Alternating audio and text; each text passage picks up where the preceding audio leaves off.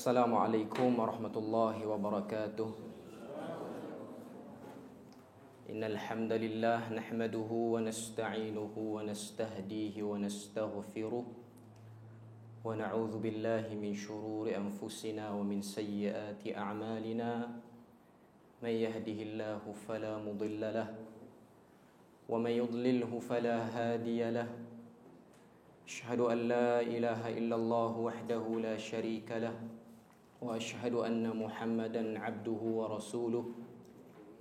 Ya ayyuhallazina amanu taqullaha wa qulu qawlan sadida yuslih lakum a'malakum wa yaghfir lakum dhunubakum wa man yuti'illaha wa rasulahu faqad faza fawzan 'azima. Alhamdulillahilladzi bini'matihi tatimmu as-salihat. Rabbana atina min ladunka rahmatan wa hayyi' lana min amrina rashada. Allahumma ati nafsi taqwaha wa zakkiha wa anta khairu man zakkaha anta waliyuha wa maulaha. Alhamdulillah, syukur pada Allah Subhanahu wa taala kerana dengan rahmat dan juga limpah kurnia Allah Subhanahu wa taala limpahkan pada kita semua. Terima kasih diucapkan kepada pengerusi majlis Al-Fadil Ustaz Syed Azwan selaku mudir Madrasah Darul Hikmah dan juga salah seorang aktivis kepada dakwah Unlimited ni. Seterusnya Tuan YDP kita pun ada malam ni, ahli-ahli DU dakwah Unlimited. Seterusnya muslimin muslimat, anak-anak pelajar daripada Madrasah Darul Hikmah, para pencinta sunnah sekalian. Alhamdulillah malam ni dapat kita bertemu sebagai orang kata apa, pembuka kepada DU Center ni, pembukaan kepada DU Center ni yang dah agak lama lah tidak ada apa-apa program. Itu yang maklumat yang saya ada lah. Okay. Jadi saya balik ke Mama ni tak tahu nak bercakap apa benda pun tak tahu. Okay. Ini jemaah-jemaah yang dulu saya tinggalkan. Hampir duduk di Perlis pun rasa macam dekat setengah tahun, bulan 2, bulan 3, bulan 4, ni dah bulan 8 dah. Hampir setengah tahun. Dan sebahagian jemaah-jemaah yang selalu ikut kuliah saya pun duk ada. Jadi malam ni tajuk yang saya yang cadangkan, tajuk tu Muhasabah COVID-19, Fiqhul Hijrah Muhasabah COVID-19. Okay. Sebab tu tajuk yang santai lah untuk kita bincang. Okay. Jadi kita tak sangka Allah Ta'ala uji kita dengan coronavirus ni. Saya pun pada waktu tu Februari 2020, saya tinggalkan ke Mamat ni Februari 2020, bulan 2. Kuliah terakhir di DU Center tu pun bulan 2 lah. Okay. Jadi takdir Allah Ta'ala saya masuk ke Perlis dengan jawatan sebagai pegawai mubalik di Jabatan Mufti tu. Tak lama juga saya kerja, yang masuk office ni semua tak lama sangat. Sebab dulu kita kerja pun ceramah bebas. Ceramah bebas tak ada office. Dia pergi mari gitu je lah. Okay. Lepas tu bila masuk office ni dia teruja, baru kerja kerajaan jadi teruja sikit. Okay. Baru syok duk masuk office ni, tiba-tiba kena cut, tak boleh masuk sebab PKP. 18 Mac kita bermula PKP tu, 18 Mac. Tapi di Perlis agak awal. Perlis 13 Mac sudah bermula. Yang mana kau tengok 13 Mac tu hari Jumaat. Negeri yang paling awal menggantung salat Jumaat di Malaysia dengan sebab COVID-19 ialah Perlis. Seminggu sebelum tu ni saya cerita muhasabah, saya cerita tentang Perlis, saya tak cerita tentang Terengganu, tak ada cerita dah. Okey.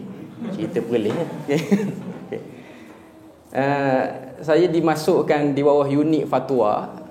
Unit fatwa saya duduk di bawah fiqh ibadat. Walaupun saya belajar bidang usuluddin, tapi kena duduk bawah bahagian tu. Okay. Jadi kita ada siri-siri perbincangan masa mula-mula COVID-19 tu nak naik pada kemuncak ni. Ni saya cerita sikit kronologi dia.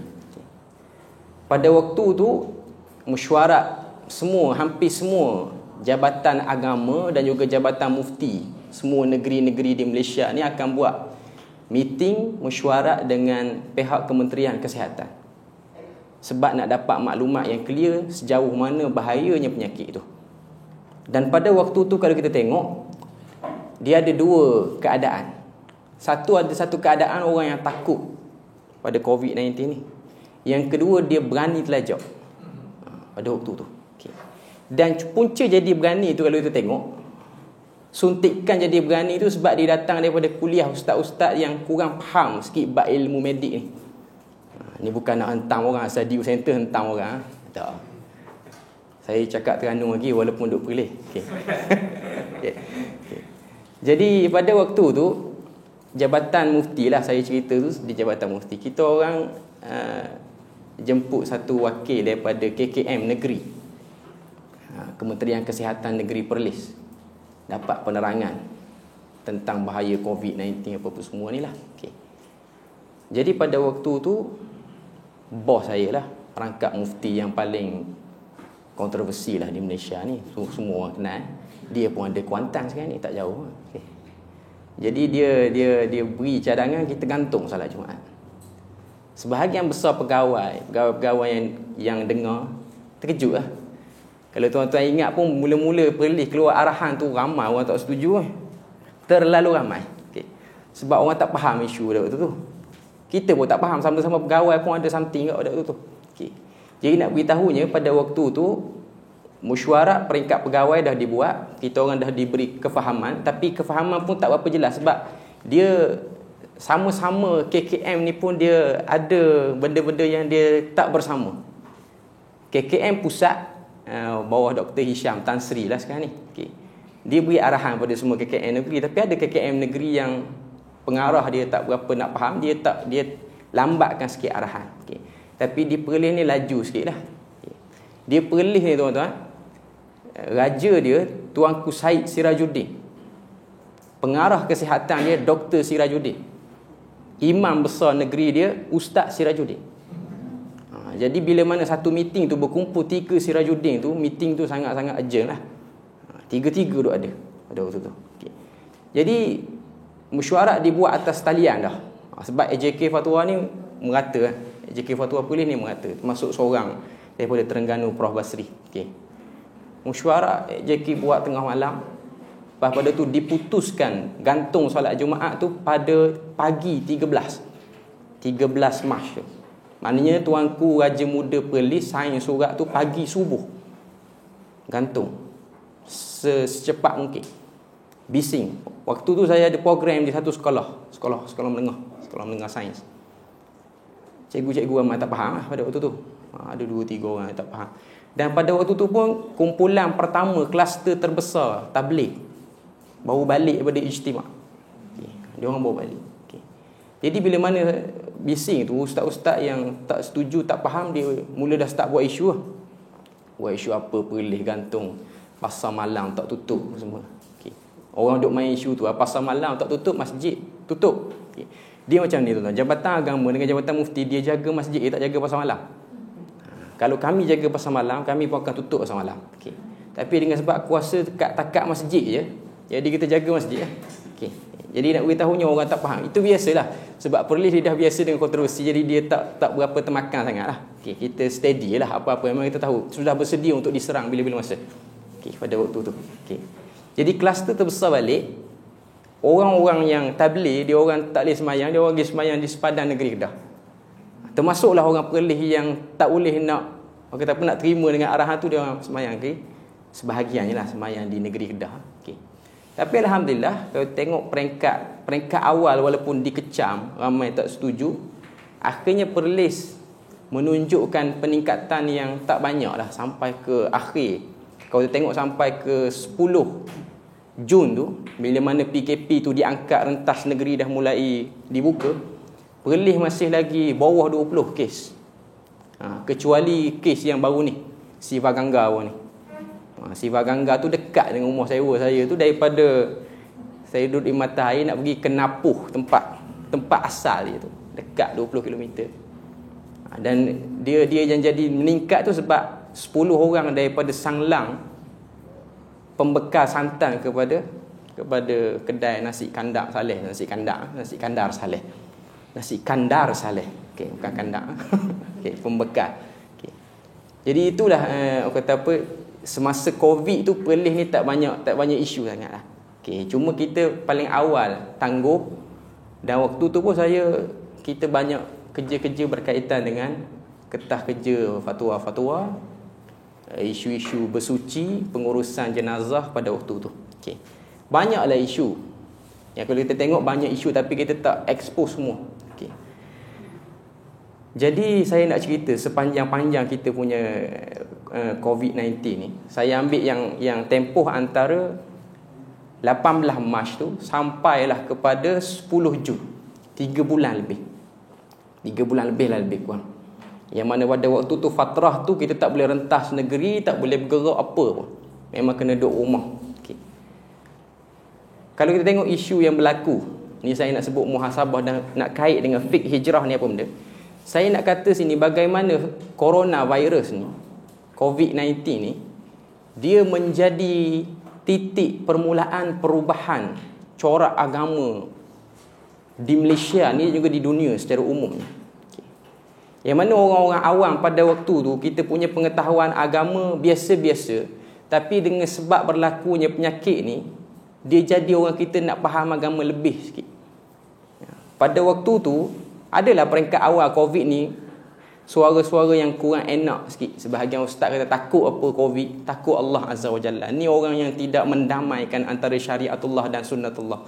Nanti kita cerita sikit di ujung. Okay. Nak beritahu pada kita, keadaan tu telah menyebabkan orang kita ni dia jadi banyak masa. Sebab tu tuan-tuan yang ada ni, hadirin yang ada, saya sarankan baca satu buku yang ditulis oleh Ustaz Abdullah Bukhari, Kisah Malaysia Berkurung. Agak menarik lah dia punya cerita dalam buku tu. Saya dah baca buku tu habis. Antara isu-isu yang saya kata apa, agak kita boleh tengok perubahan pengetahuan. Okay. Antara benda yang sangat-sangat kita kira mencuit hati lah juga dengan keadaan orang Malaysia pada waktu tu. Kalau tuan-tuan semua ingat 3 April 2020, saya ingat tu sebab semua ada dalam meeting. Kalau tak ada meeting zaman penceramah tak ingat kat tarikh. Okay. Sebab dia ingat benda tu ada rekod. Bila mana kes COVID-19 di negara ni 3333. Tuan-tuan ingat apa jadi pada orang Malaysia dah tu? Kecoh nak padu COVID-19 ni dengan ayat Quran. Surah yang ke-33, ayat yang ke-33. Kena pula ayat tu sedap sebab dia start dengan waqarna fi buyutikunna. Dia nak kait dengan waqarna. Saya nak kata benda, orang kita dia ada kejutan, perangai dia suka padu satu keadaan tu dengan ayat Quran. Okay. Ini jenayah terhadap Quran sebenarnya. Okay. Dan keadaan macam ni dia bukan berlaku pada coronavirus je. Dia pernah berlaku dulu masa 11 September 2001.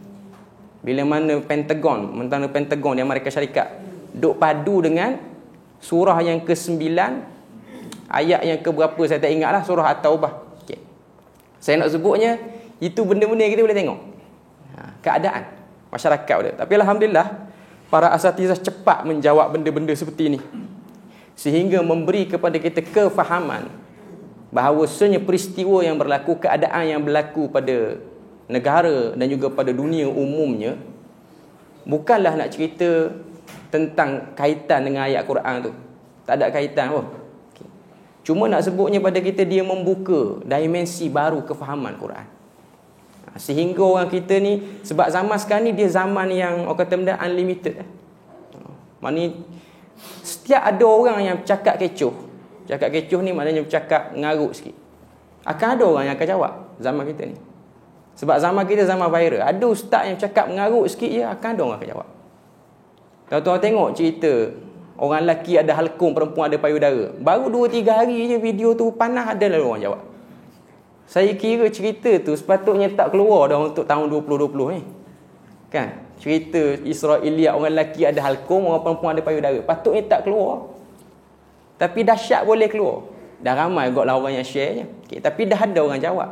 Okay. Jadi nak sebut pada kita bahawasanya COVID-19 ni dia menjadi, kalau kita Muslim yang baik, kita kena ambil peluang ni untuk dia ubah. Banyak benda yang kita boleh tengok tentang agama ni dia berubah. Terutamanya hukum-hukum fiqh yang berkaitan. Bila mana perlis, saya nak sebut satu irsyad fatwa lah. Dia tak digazetkan sebagai fatwa, tapi kita sebut dia sebagai irsyad saja. Bila mana petugas frontliner ni daripada kalangan doktor dan juga jururawat ni, dia orang kena pakai PPE, full set PPE. Kita orang Jabatan Mufti pun kena kursus pakai PPE tu sebab kena urus jenazah. Sebab kematian yang pertama rasanya di Perlis, melibatkan seorang doktor yang balik pada luar negara, balik pada Turki. Turki ni sebut banyak kali jadi isu sikit, sebab dia ada satu orang balik pada Turki kok. Tapi tak mau sebut kat sini. Jadi dia balik pada Turki tu, dia meninggal. Jadi pada waktu tu diminta beberapa orang pegawai untuk uruskan jenazah. Jadi ada beberapa orang doktor ni dia mengadu nak pakai nak ambil wuduk. Fatwa yang agak tu lah sikit. Jadi irsyad fatwa tu sebut, pada asalnya kita orang bincang tayamum lah. Tayamum. Lepas tu dia ada keluarkan fatwa. Fatwa tu dia bincang peringkat atasan lah, bukan sama pegawai-pegawai rendah macam kami lah. Kat atasan, dia berwuduk saja, dia solat je terus tanpa berwuduk. Jadi kecoh sebab orang tak biasa dengan benda tu. Kita sebenarnya kalau kita tengok yang pakai PPE ni, kalau tengok sepintas lalu je lah, nampak macam mudah, tapi sebenarnya kerja dia orang tu luar biasa.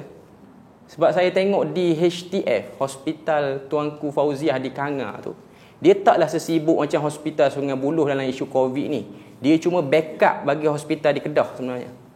Cuma bagi kes-kes yang tak sempat disettle di Kedah, dia akan bawa ke Kangar. Jadi Kangar tak sibuk macam Lostar lah. Tapi dia punya pegawai perubatan, dia kata tak sempat nak ambil wuduk. Nak ambil wuduk tak sempat. Bahkan ada satu orang doktor tu, dia beritahu dia pakai pampers sebab dia tak sempat nak pergi tandas kerana kesibukan. Jadi dia kata minta tolonglah Jabatan Mufti beritahu tentang keadaan kami nak wuduk macam mana. Sehinggalah kita bincang isu tu, bergaduh sama-sama AJK Fatwa. Tuan-tuan jangan ingat semua AJK yang ada Perlis susah kepala semua. Nak menetap satu-satu tu gaduh lah. Maknanya ada yang keluar dewan, masuk dewan, keluar dewan, masuk dewan, nak tetap kan. Tapi irsyad fatwa tu dia agak kontroversi lah, ramai orang yang bising. Cuma saya nak sebutnya, kita dulu sebagai penceramah saja, kita tak tahu dunia realiti orang-orang luar macam mana. Bila mana kita tengok apa-apanya pengaduan orang terhadap satu masalah tu luar biasa. Bila mana dibentangkan hukum-hukum tu, maka pada waktu tu keputusan dia, sekiranya dia tak mampu nak berwuduk, terlalu sibuk, pertama kita benarkan dia jamak. Dan yang kedua, dia bersuci dengan kadar yang dibenarkan, dia mampu. Tapi kalau dia tak mampu, sebab nak buang PPE tu bukan murah, 500 full set harga dia. Buang sekali tak boleh pakai balik dah. Kalau buang nak ambil wuduk, kena pakai yang baru. Dia tak boleh pakai yang dia pakai tadi. Yang tu kena lupus lah. Jadi saya nak beritahunya, banyak benda-benda dalam bab fiqh ni dibuka balik. Dan antara benda yang kita tak perasan juga, selain daripada cerita frontliner ni lah, bab hukum jual beli. Sebab orang semua beli online pada waktu tu. Antara yang tengah duk bincang sekarang ni lah, di Perlis sekarang ni, isu pembelian khiyar aib dan juga khiyar ru'yah. Khiyar aib ni beli barang dalam gambar lagu lain, sampai lagu lain. Macam mana transaksi tu? Benda tu dibincang, tapi tak boleh cerita. Ni bukan Perlis, ni negeri lain. Sebab fatwa Perlis tak terpakai di negeri-negeri lain. Cuma Perlis dia ada penelitian dalam isu ni. Cuma nak beritahunya, dia banyak membuka isu-isu bab berkaitan dengan hukum jual beli ni. Hukum jual beli. Jadi saya nak sebutnya, kita tak cerita banyak pun. Saya nak sebut hijrah kita pada COVID-19 ni, dia buka peluang banyak. Dan Allah Ta'ala beri pada kita waktu yang agak banyak. 3 bulan tu lama. Tapi alhamdulillah lah, selama 3 bulan tu atas inisiatif Maib ni kalau Terengganu Maidam lah, perkenan. Sebab yang jadi YDP dia tu Raja Muda Perlis. Perkenan Raja Muda Perlis ni dia fikir macam mana alternatif nak bagi Rakyat Perlis ni tidak lekang daripada majlis ilmu, akhirnya dia lancarkan Perlis mengaji. Tuan-tuan tengok muka saya pun banyak orang dalam tu. Okey. Okey. Perlis mengaji ni satu program kelas online yang ditaja penuh oleh MAIB. MAIB ni Majlis Agama Islam dan Adat Istiadat Melayu Perlis. Dia antara badan zakat yang besar lah di Malaysia ni. Walaupun Perlis tu kecil, ni saya cerita sikit lah. Perlis tu walaupun dia kecil, dia antara badan zakat yang ketiga paling banyak duit di Malaysia. Paling banyak. Sebab apa jadi paling banyak tu? Tak ramai lah orang daripada negeri asal dia bayar di negeri dia. Dia bayar ke Perlis. Ada sebab-sebab dia lah. Tapi alhamdulillah dengan duit tu kita dapat buat banyak program lah. Antaranya program Perlis mengaji tu, kita buat asal-asal dibuat mula pukul 7 pagi, kita akan habis majlis tu sampai 11 malam. Dia wujudkan studio khusus. Dia Jabatan Agama Perlis ni tuan-tuan bukan besar sangat pun. Saya rasa besar Jabatan Agama daerah Kemaman lagi. Untuk negeri Perlis, satu negeri Perlis tu dia ada satu Jabatan Agama Negeri. Satu Jabatan Agama Negeri. Satu Jabatan Mufti pun berkongsi dengan jabat-jabat lain. Dia bukan negeri yang kaya sangat. Okay. Bukanlah negeri yang besar. Sebab tu saya balik Kemaman ni, lama duduk di Perlis. Dia jadi macam bawa kereta lama je, macam tak boleh nak duduk dalam kereta lama. Sebab bagi orang Perlis 10 km ke atas sudah dikira jauh. Saya pergi Kuantan dia macam lama nak boleh balik Kemaman. Dia jadi penyakit. Orang-orang Perlis beritahu, ustaz duduk Perlis lama kat kena penyakit orang Perlis, tak boleh berjalan jauh. Apa-apanya penyakit tu dia ada dah sikit. Sebab tu kalau orang ajak saya kuliah jauh, saya je tak apa nak pergi. Saya duduk mata air nak pergi Padang Besar, bukan jauh pun, 20 minit je. 20 km kira 20 minit. Fikir 2-3 kali, tak pergi, tak jadi. Sebab kita pun ada kesibukan lain, kita kena buat kerja lain. Cuma nak beritahu sebab negeri yang kecil tu dia mudah nak handle lah. Okay. Cuma alhamdulillah lah program tu dapat sambutan yang agak menarik. Kita buat macam-macam kelas sehingga kelas-kelas tuition sekolah menengah dan sekolah rendah pun kita buat. Kafar pun buat. Okay.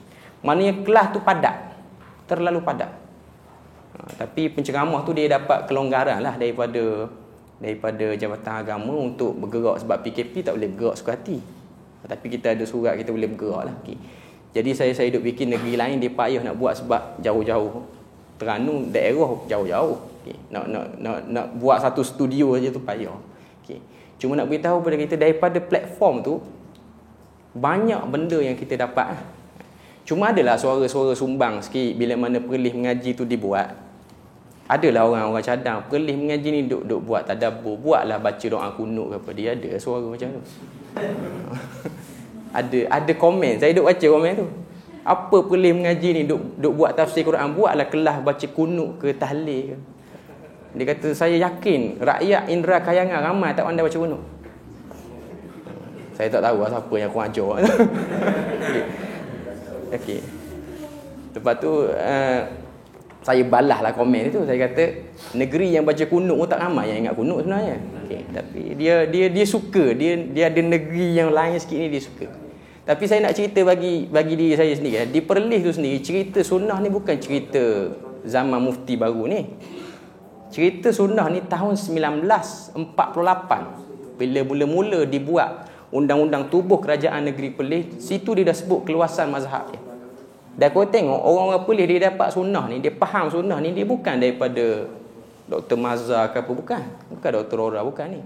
Dia bermula daripada Ustaz Asy'ari dan lebih awal lagi dia bermula dengan Syekh Nur As-Sururi daripada Fatani yang merupakan gubernur, bukan gubernur, dia pernah jadi qadi di Madinah. Lepas tu dia balik ke Thailand, dia kahwin dengan orang Perlis, dia duduk situ. Sebab tu kalau orang-orang yang pergi Perlis dia akan kenal ada satu tempat nama dia Al-Islah. Pengajian Al-Islah tu pendiri dia ialah Syekh Nur As-Sururi. Syekh Nur As-Sururi ni memang dia dekat lagi lah dengan zaman kita ni. Maknanya orang-orang, bahkan orang Al-Usta yang tua-tua pun belajar dengan Syekh Nur As-Sururi ni. Bukan kata orang Perlis je lah. Okay. Jadi pengamalan yang pelik bagi setengah negeri lah. Bagi orang negeri dia tak pelik. Sebab dia orang membesar dengan benda tu. Dia orang dah membesar dengan keluasan mazhab seperti tu. Sebab tu saya mula-mula kerja di Jabatan Mufti tu, antara benda yang ditugaskan ialah cek balik fatwa-fatwa lama. Antara yang saya jumpa lah, antara fatwa yang agak menarik, fatwa pemindahan organ. Pindah organ ni, derma darah apa semua ni, negeri yang paling awal memfatwakan benda tu boleh ialah Perlis tahun 1956. Fatwa tu keluar. Fatwa tu dikeluarkan balik sebab nak bagi kemas lagi lah. Nak bagi kemas lagi. Okay. Cuma nak beritahu, bukan saya nak angkat, bukan saya nak perendah Terengganu semua, bukan. Cuma kita tengok rupanya banyak bermula pada negeri tu. Negeri yang kecil tu dia banyak start dulu. Banyaklah fatwa-fatwa yang negeri lain tak berani nak bercakap, tapi dia dah start bercakap. Maknanya saya sendiri dah, kita sebagai orang Malaysia, kita bercakap jauh pada semangat kenegerian. Di Malaysia kita, di tanah Melayu kita ni, ada jugalah negeri yang terbuka sikit. Walaupun adalah negeri-negeri yang pilih untuk menjadi sempit, tapi adalah yang terbuka sikit. Ni bercakap atas dasar hati yang lapang. Bukan nak bercakap atas dasar benci orang tu lebih pada orang ni, bukan. Okay. Cuma saya nak sebutnya, kita mungkin tak boleh nak bersetuju dengan 2-3 benda. Okay. Tapi saya sendiri pun rasa macam semua orang-orang awam dia rasa benda tu. Maknanya kita nakkan keluasan agama. Keluasan agama, kita nak belajar lebih, bukan kita nak belajar satu skop saja. Okay. Jadi musim coronavirus, muhasabah tu, antara benda kita boleh tengok benda-benda seperti tu. Allah Ta'ala buka pada kita banyak benda-benda yang tuan-tuan pernah terfikir kita akan solat dalam keadaan jarak-jarak tu. Tak pernah terfikir dalam kepala kita. Mereka awal nak tetapkan benda tu pun, mufti sendiri tak setuju penjarakan. Dia kata daripada penjarakan baik kita tak pergi solat. Sebab nak jarak tu bukan benda, dia yang jadi isunya, yang jadi nak boleh start jarak tu, orang tengok Mekah dah jarak lah. Tu yang jadi isu. Kalau tengok Ramadan, solat dalam keadaan penjarakan. Okay. Saya sendiri pada waktu tu, kita memang tak setuju dah. Kita ada satu maktabah di jabatan tu, kita cari, jumpa satu asar. Asar ni cerita para sahabat yang nak bagi fatwa boleh jarak. Sebab Perlis dia pakai 2 meter, negeri lain pakai 1 meter saja. Perlis pakai 2. Perlis dia advance sikit lah. Dia mesti nak lebih pada orang. Saya pun tak tahu benda penyakit dia. Sebab mufti kata yang tu WHO pegang. Jadi nak pakai yang 2 meter. Okay. Dia ada sebab nak pakai yang 2 meter tu. Dia ada satu riwayat daripada Umar Al-Khattab. Riwayat tu datang daripada Zuhri. Az-Zuhri kata Umar Al-Khattab satu hari ada seorang sahabat nama dia Mu'aikib radhiyallahu anhu ni sahabat Nabi yang join perang Badar. Dia ni ada penyakit kusta. Makin berjangkit lah sekini penyakit. Dia masuk dalam masjid, dia nak duduk dekat dengan orang. Umar pun kata ibta'id minna biqaidi rumhin. Tolong duduk jauh daripada kami dengan kadar 1 lembing. Riwayat tu. Okay. Jadi para ulama tahqiq 1 lembing tu berapa? Kita orang jumpa 1 lembing tu 1.5 meter. Itu panjang yang biasa. Jadi daripada asar itulah kita guna pembinaan fatwa tu nak bagi solat penjarakan.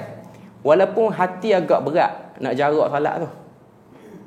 Dia kalau kita perasan kan mula-mula masjid buka, saya rasa Malaysia ni yang mula buka masjid pun di Perlis tak.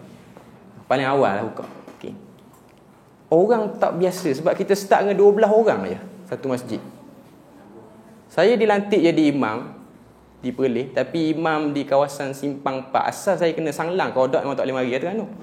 Kena kuarantin ke okey. Tapi pengarah tukar saya ke Simpang 4 Masjid Cik Ok tu. 12 orang, dia jadi macam lain macam nak sembahyang Jumaat 12 orang tu lain macam. Tuan-tuan bayang 12 orang ada depan. Dia macam tak rasa macam sembahyang Jumaat tau, macam nak main-main pun ada. Peringkat awal. Tapi lama-lama okeylah, lama-lama okey. Sekarang ni dah okey dah. Okey. Cuma nak beritahunya peringkat awal orang tak berapa nak ikut. Tak berapa nak ikut. Dia jadi janggal. Mungkin sebab lama sangat jadi imam kat rumah, jadi tak berapa nak jadi imam kot. Tak apa nak pergi masjid. Dia jadi penyakit bila mana 3 bulan solat. 3 bulan solat kat rumah ni, saya nampaklah dia ada pengurangan sikit. Sebab saya duduk Perlis tu, kita sempat dengan sebelum PKP, sempat tengok orang Perlis ni datang majlis ilmu banyak. Sebab dia ada banyak. Antara port dia tu di Masjid Alwi lah, di Kangar tu banyak program. Dan kita orang pun nak buat perkampungan sunnah pun tergendala, walaupun bajet semua dah luluh dah. Baju AJK pun dah jahit lah ke semua dah. Semua tak jadi lah. Tak tahulah tangguh bila ni. PKPP pun lanjut sampai 31 Disember dah. Okey. Jadi tak tahulah, mungkin boleh kata tak jadi kot. Okey. Cuma nak beritahunya, lepas daripada buka, kuliah dah start berjalan, dia macam payah. Saya nak sebutnya jiwa manusia ni dia cepat berubah. Sebab tu kalau kita tengok satu hadis yang diriwayatkan daripada Anas bin Malik. Anas bin Malik ni dia kata aktsarud doa yang paling banyak Nabi berdoa ialah doa yang berbunyi ya muqallibal qulub tsabbit qalbi ala dinik. Wahai Tuhan yang membolak-balikkan hati kami di atas agama-Mu. Jadi Anas ni dia selalu duk tengok Nabi duk baca doa tu. Selalu. Sehinggalah dia memberanikan diri, dia tanya Nabi. Ni riwayat Imam Muslim. Dia tanya Nabi, ya Nabi Allah, nah riwayat tu. Amanna bi, wahai Nabi Allah, kami beriman pada kamu. Wa amanna bima unzila ilaik, dan kami beriman terhadap apa yang telah diturunkan kepada kamu. Fahal takhafu alaina an yazigha qulubana, adakah kamu takut dan bimbang kami ini akan menyeleweng hati kami? Kami dah beriman dengan kamu, beriman dengan semua yang adalah kitab, yang ni Quran, hadis pun kami beriman. Bimbang lagi ke nak tergelincir? Nabi jawab apa dalam riwayat Muslim. Nabi kata, "Na'am, aku bimbang." Saya duk baca hadis ni, kita akan tengok macam mana Nabi ni dia boleh bimbang dengan generasi pertama yang dia didik dengan Quran. Nabi tu bimbang, takut boleh tergelincir. Kita duk agak Nabi jawab, "Tak, kalau kamu aku tak bimbang sangat. Yang akan datang tu aku bimbang. Kamu ni kuat iman dah, perang pun join dah." Tak jawab aku tu. Nabi kata, "Na'am, aku bimbang." Sehingga Nabi kata, "Innal quluba", sesungguhnya hati manusia itu, yuqallibullahu kaifa syaa, Allah Ta'ala akan membolak-balikkan. Innal quluba baina asabi'in min asabi'illah, sungguhnya hati manusia itu berada di antara dua jari daripada jari-jari Allah Ta'ala. Yuqallibu kaifa syaa, dia yang akan bolak-balikkan ke mana yang dia nak. Hadis tu hadis mutasyabihat lah. Hadis nak cerita pada kita, Nabi bimbang sebab hati kita berbolak-balik. Walaupun yang duk belajar dengan Nabi dah, yang duk tengok muka Nabi dah, duk bimbang lagi. Duk bimbang kalau Nabi wafat ataupun kalau Nabi tak beri perhatian, dia orang akan tergelincir.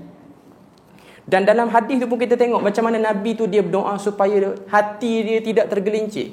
Padahal kalau kita tengok hati Nabi ni mustahil secara akal dia akan lalai. Kita semua orang Islam bersetuju hati Nabi ni dia tak akan lalai. Pasti tak akan lalai. Tapi Nabi sendiri telah tunjukkan pada kita bahawasanya bahayanya pergerakan hati tu, dia boleh divert kita, arah kita ke tempat-tempat yang kita tak jangka. Sebab tu kalau tengok Nabi sebut innal qulub, sesungguhnya hati itu berada di antara dua jari daripada jari-jari Allah. Ini hadis mutasyabihat lah. Kita pegangan kita terima jari itu. Kalau orang tanya kita, Tuhan ada jari tak? Tuan-tuan nak jawab macam mana? Untuk negeri Terengganu nak jawab macam mana? Okay. Orang kat video ni kena taram pula. Okay. Kita terimalah Tuhan ada jari, tapi Allah Ta'ala tidaklah berjari macam mana kita jari, ada kulit, ada kuku ni kita tolak. Okay. Itu akidah yang dipegang oleh salaf semua. Okay. Cuma nak beritahu Nabi nak beritahu hati manusia itu sendiri. Sebab tu saya tengok lepas daripada COVID ni, walaupun negeri itu negeri yang aktif majlis ilmu, walaupun orang situ dia aktif dengan majlis ilmu, tapi dia ada satu rasa galak nak pergi. Ada takut pun ada.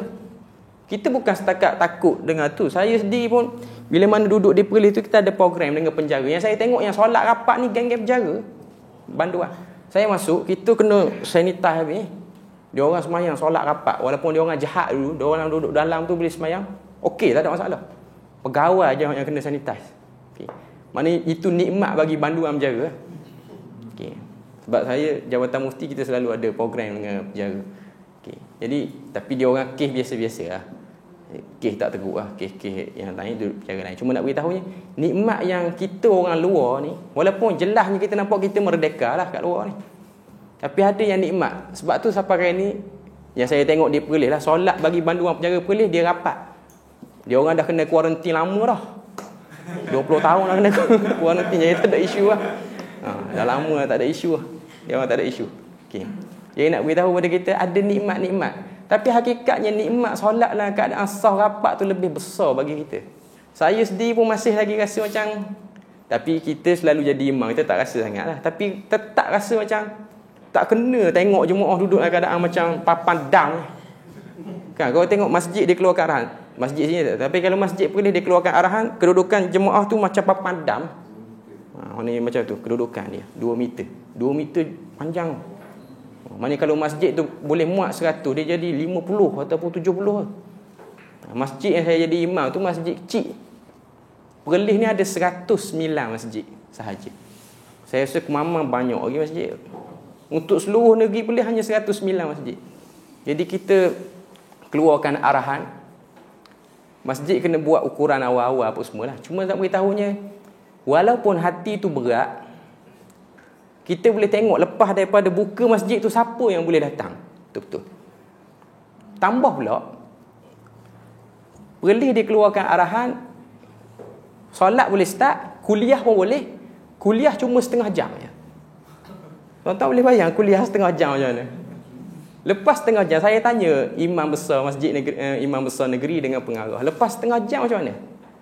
Suruh dia orang balik, isyak panggil balik. Jadi macam kalak lah sikit. Jadi ada AJK masjid tu, ustaz, go lah sampai ke isyak pula kan, kita orang nak balik. Okay. Sebab bagi orang polis 10 km ke atas pun jauh. Balik rumah pun kira jauh dah. Rumah saya pun jauh dengan masjid. Okay. Jadi nak beritahunya, saya nak sebut sini perasaan hati tu. Dengan perasaan tu lah ada sebahagian orang dia tak nak mari masjid. Itu yang kita tak mahu. Okay, tak mahu. Dia jadi macam, orang kata apa, malah. Lama dah jadi imam kat rumah, jadi hebat lah sikit rasa. Terawih pun dia bedah, sembahyang raya pun dia bedah jadi imam. Jadi dia rasa macam dia lebih pandai pada imam yang dilantik oleh kerajaan negeri. Jadi perasaan tu tidak baik. Tapi nak beritahunya pada kita, itu benda yang kita boleh tengok. Muhasabah yang kita boleh tengok. Tapi saya nak sebut sini macam mana Tuhan dia buka something. Ada sebahagian orang dia rasa macam tu. Sebab tu saya sebut sini, ada orang yang betul-betul hati dia bertaut dengan masjid. Bila mana keluar arahan gantung masjid, dia gelisah. Saya tahu yang ada dalam majlis kita malam ni, orang-orang yang biasa pergi kuliah. Dia tak biasa, bila mana kuliah stop, satu macam masa. Saya sendiri, walaupun saya lah yang kuliah tu, bukan orang lain yang kuliah. Sebab mungkin orang yang kuliah ni dia rasa duit dia terancam, dia tak rasa kuliah tu. Okay. Tapi orang yang ikut selalu kuliah ni dia rasa terancam. Saya duk teringat, mari sini saya duk teringat sebab saya dapat makluman daripada kawan pengurus Baitul Salam di KL. Ada seorang ahli jemaah yang selalu ikut kuliah. Saya tengok kuliah ustaz mana-mana pun ada.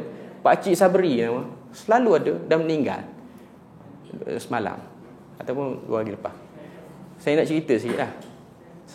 Saya tak ada pengalaman istimewa dengan Pak Cik Sabri itu, tapi saya tahu saya kuliah di Baitul Salam, dia ada.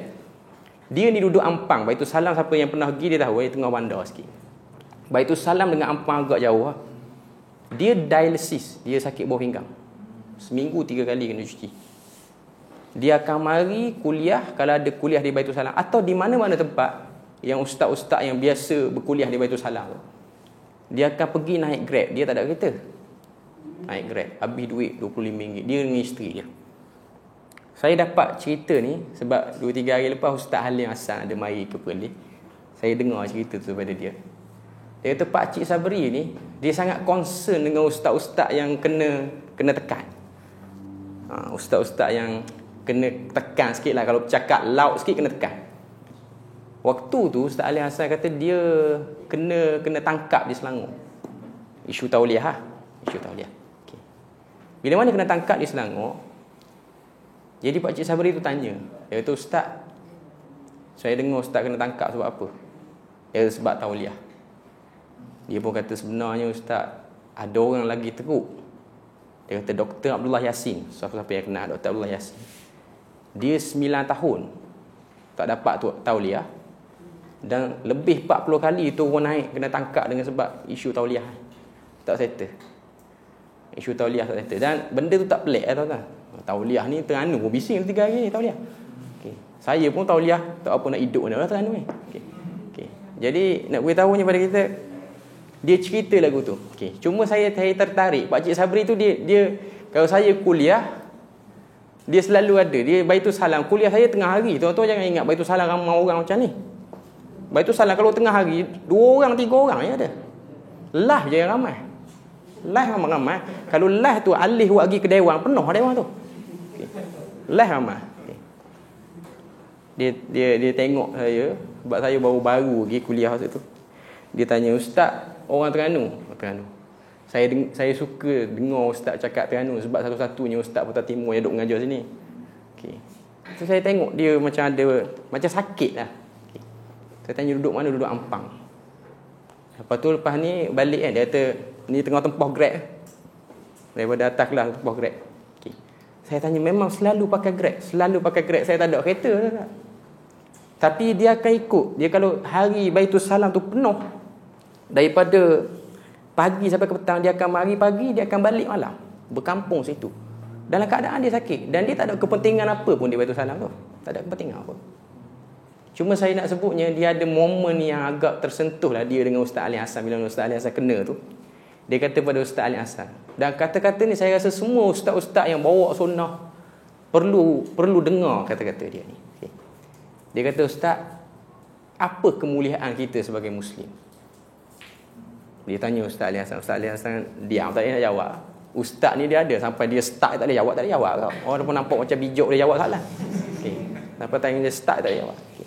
Dia kata macam ni, Ustaz. Kemuliaan seseorang tu, dia boleh sebut apa benda yang betul sama macam apa yang diturunkan pada Nabi.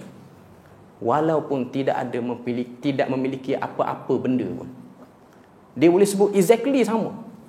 Apa yang Nabi sebut daripada kebenaran tu, dia sebut sama. Walaupun dia tak ada sijil pendidikan, dia tak ada tauliah, dia sebut sama. Okay. Dan apa kehinaan manusia tu? Kehinaan manusia ni, dia sebut berlainan dengan apa yang diturunkan kepada Nabi. Walaupun dia memiliki segala-galanya. Tauliah ada, pendidikan pun tinggi. Kata-kata tu kita boleh tengok datang daripada hati orang yang betul-betul Tuhan pilih untuk kenal sunnah. Sebab tu dalam Quran, surah Fussilat, Allah Ta'ala sebut, "Waman ahsanu qawlan mimman da'a ila Allah wa amila salihan wa qala innani minal muslimin." Tuhan sendiri dah sebut, siapakah yang lebih baik daripada orang yang menyeru seseorang tu ke jalan Allah. Tuhan sebut siapa lebih baik. Maknanya yang paling baik atas dunia ni kumpulan tu. Tak ada lah kumpulan lain.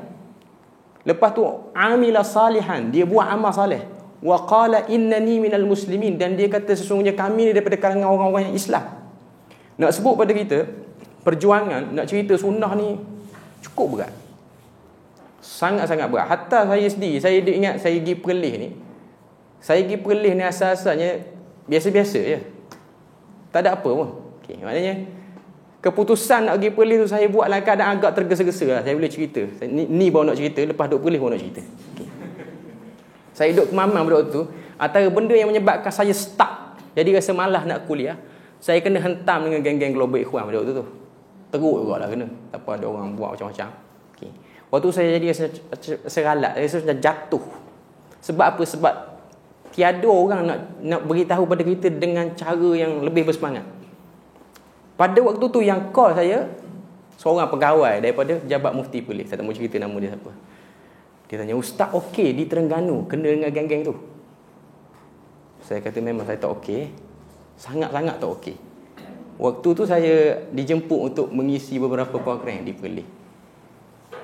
Lepas tu saya sampai di Perlis tu, dia kata, "Ustaz kalau rasa macam payah sangat tak ada geng, mari sini." Dia sebut mari sini tu kita sesegar. Tak ada apa pun yang dia sebut. "Ustaz mari sini. Sini geng-geng tu tak boleh menyawa sini." Dia sebut itu je lah. Sebut gitu. Tak boleh menyawa. Kita rasa lain macam je, tak ada apa pun. Okay.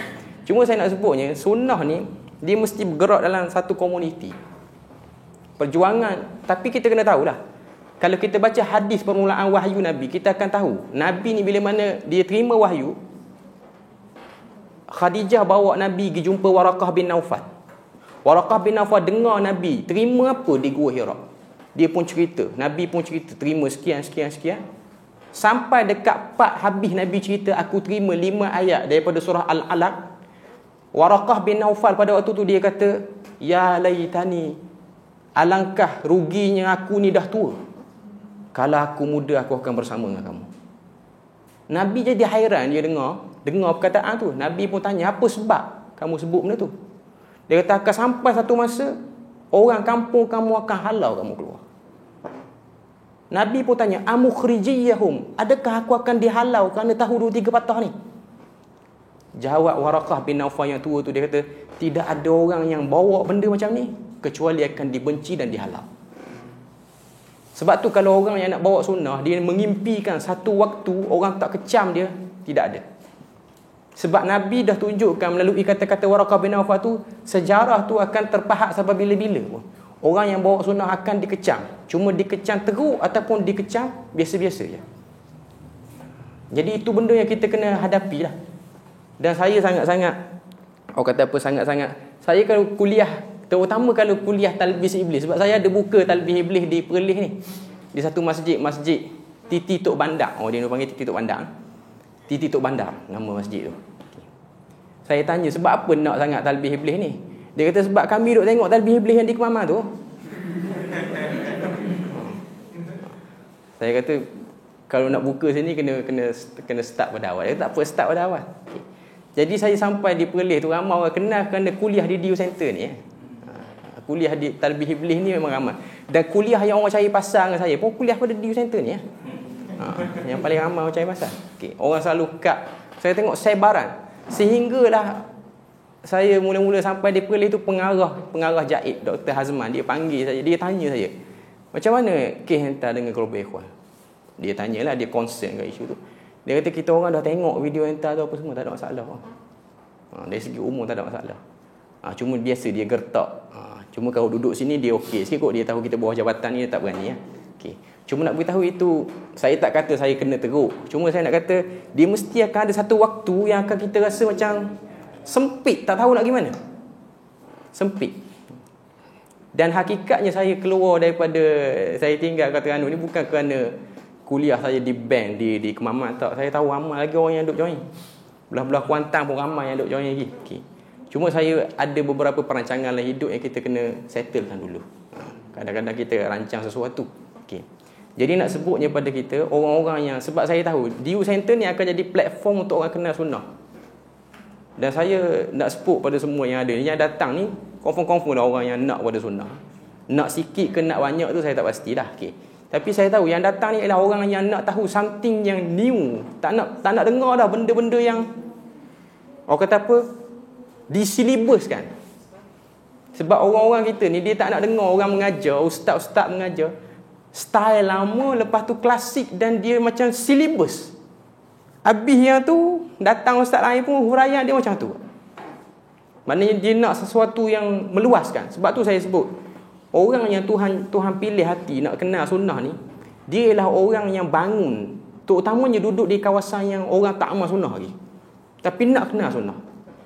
Sebab tu dia ada satu pepatah Arab, dan pepatah ni disebut oleh Syekh Muhammad Al-Ghazali dalam kitab dia Jaddidu Hayat. Kitab yang bagus lah. Dia kata, di dunia ni ada 2 golongan. Satu golongan, orang yang tidur dalam cahaya. Tidur. Dalam cahaya tu dia boleh tidur.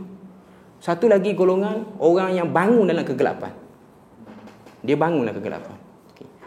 Jadi kita ni, saya nak kata orang-orang yang nak kepada sunnah di akhir zaman ni, kita duduk pada kumpulan tu. Sebab kita nak bawa sunnah ni, orang akan tengok lain macam. Hakikatnya lain macam.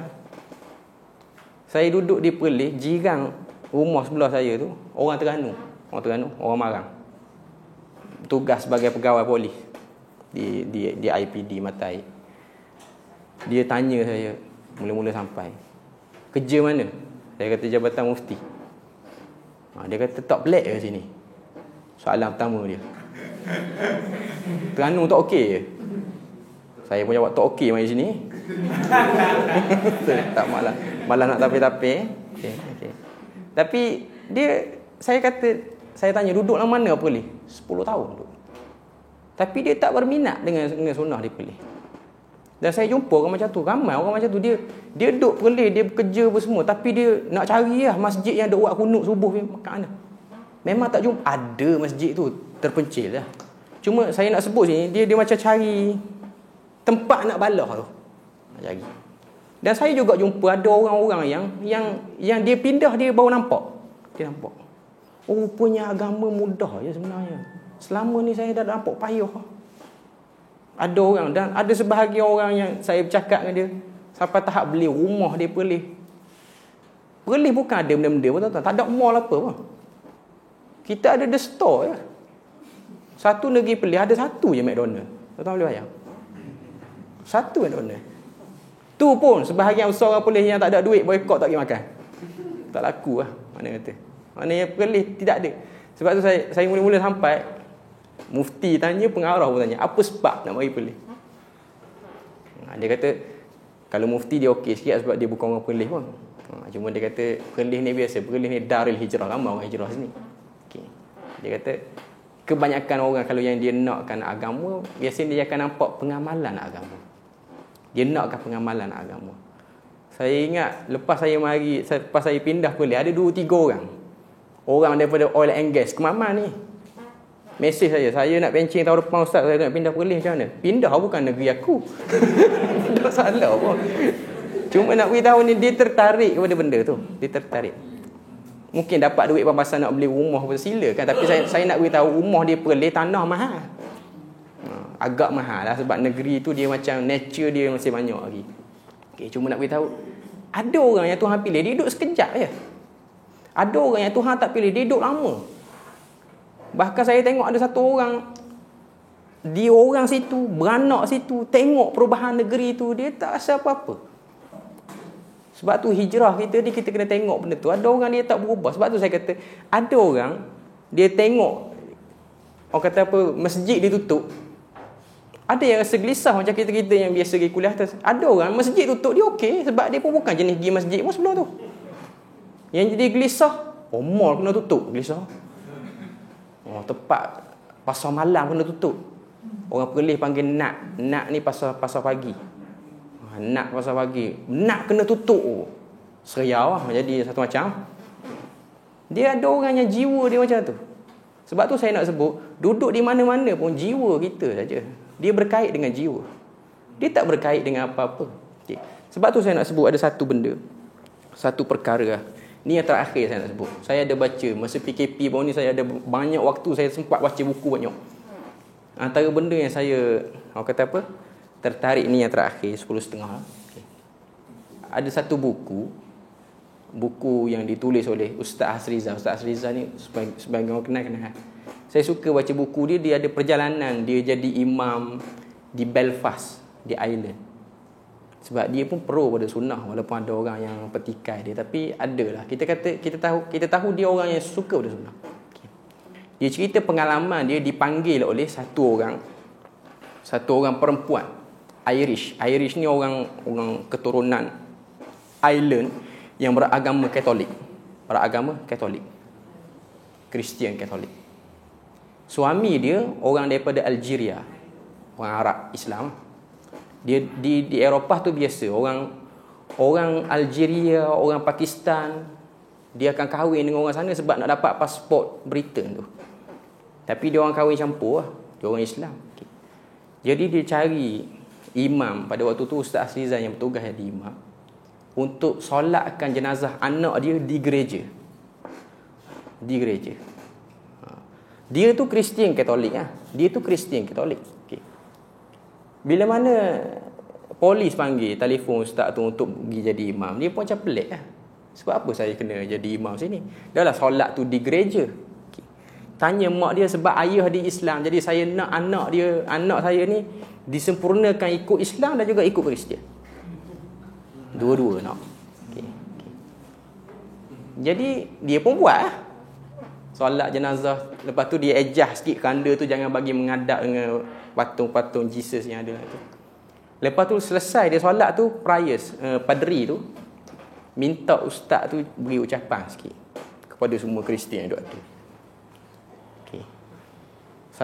Dah lah ustaz tu umur 26. Saya rasa kalau saya kena, dia gini tuan-tuan, orang yang jadi imam di Eropah ni, dia tak panggil imam, dia panggil Minister of Religion. Menteri agama dia panggil. Sebab semua kes agama Islam kita kena cover. Dia tak panggil. Gaji dia orang Dubai yang bayar, UAE yang bayar. Tapi nak beritahu semua kerja-kerja agama kita kena buat.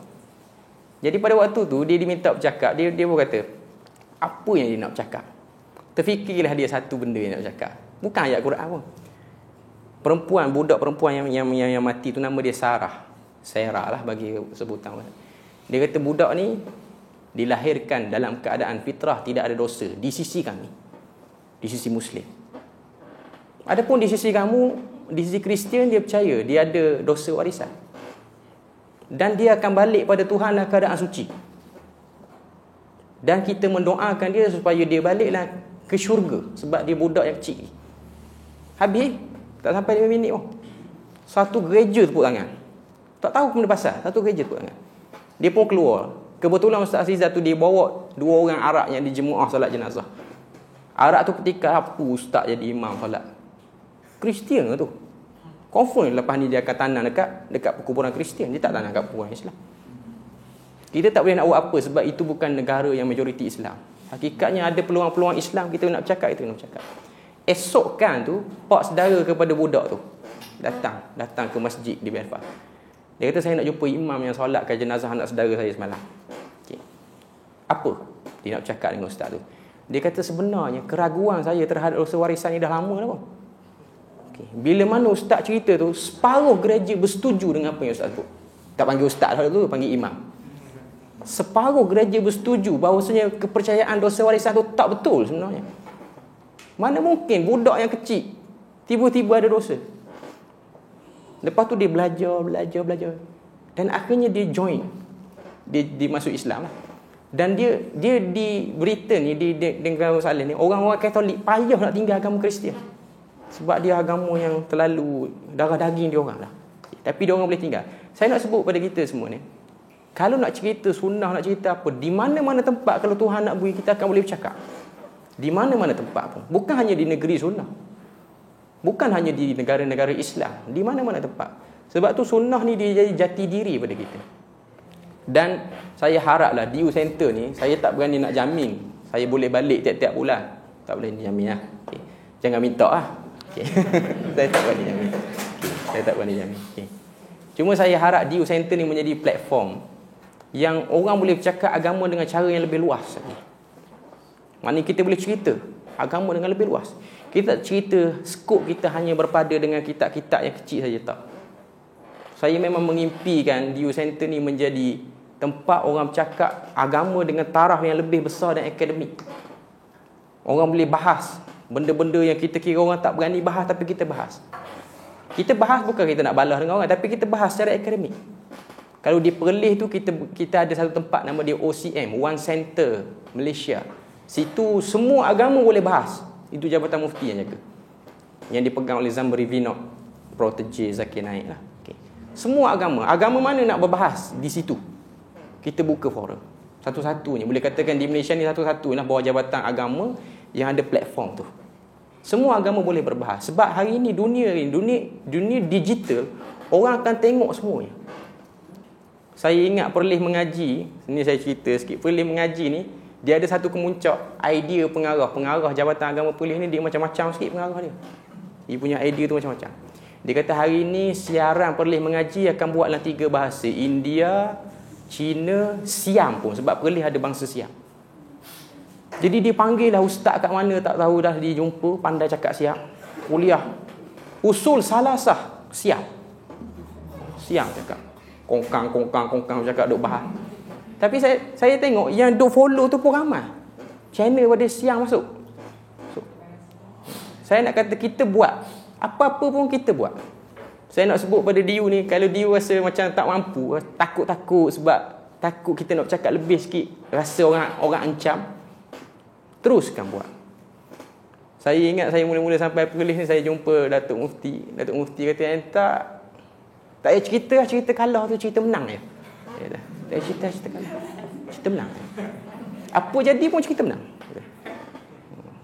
Ni apa saja yang orang buat. Saya tahu.